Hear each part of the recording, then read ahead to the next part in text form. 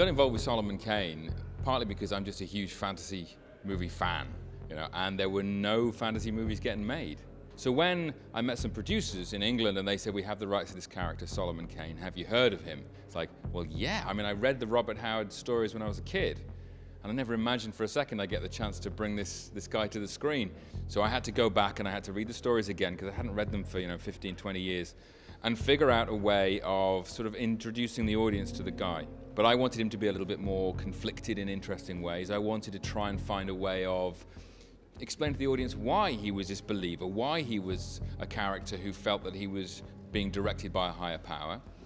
And then also put some stuff that I was interested in as a fantasy writer, not just slavishly do Howard's work, but say, I can get Howard's tone, I can create the character so that at the end of the movie, he's the Solomon Kane that hopefully the fans of Solomon Kane will understand, and that people who've never heard of Solomon Kane and don't care will go, that's an interesting character, I'd like to see what he does next.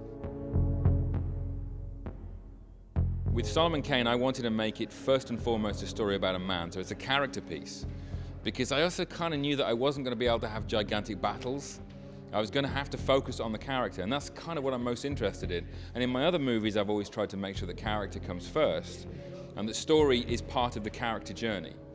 Now, of course, you're making a fantasy movie, so you sort of follow certain conventions, because that's accepted, You try and break them a little bit, but that's what you're going to do. So, and it's classically good versus evil. But if your character is also a little bit evil, and he's trying to be good, that suddenly becomes interesting. I kind of like conflicted characters. I like dark characters. Now, the actors I always had in mind were serious, dramatic actors.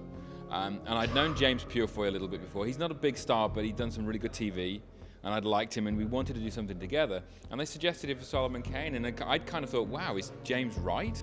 So it was always tonally, once you've agreed, once you've cast it, you sort of give the character to the actor. And I said to James, now you're Solomon Kane, right? Now you have the script, you know what I've wanted to achieve, we've rehearsed it. It's you. Now, I'm going to have to trust a lot of your choices, and sometimes you'd make a choice and I come, let's come and talk about this a second, And he said, no, I want to do it for this reason because I think down the line the character's going to play this way. I don't want to drift too far from the character, or I need us to get to a place where this will pay off. And sometimes I'll just say, stand there because that's where the camera is, Whatever works. Is Solomon Kane religious propaganda? Not deliberately by me. I'm interested in religion. I'm not a believer myself, but I'm really interested in religion. I'm interested in why people believe in things. And the truth of the matter is, you can't make a Solomon Kane movie without religion being a fundamental part of it, because that's the character. If I hadn't done that, I wouldn't be making Solomon Kane. If I'd created a completely unique character, perhaps that big religious theme in there wouldn't be so strong. But I felt if I was going to do service to adapting Robert Howard's character, then I needed to make sure that was part of it. Now, of course, the character believes in God. I mean, initially he doesn't really believe in God, but he comes to believe he's on a mission from God. Whether he's right or wrong is not relevant. For him, he's right. There's a point in the movie where a witch woman says, my pagan God is more powerful than your Christian God.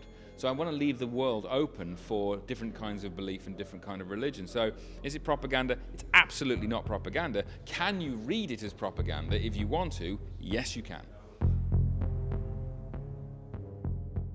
I cannot tell you whether the saga of Solomon Kane will continue.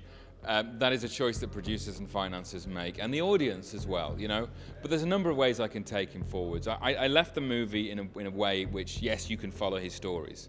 And whether he goes on to huge adventures in Africa or these exotic places that Robert Howard writes for him, which I'd love to do, or we take him down a darker route and it becomes a kind of horror sword and sorcery, which is also really interesting to me, because that's not really been done.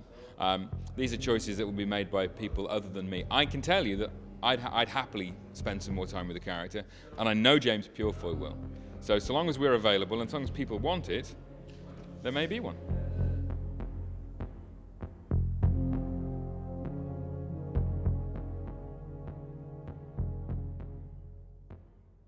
Come on.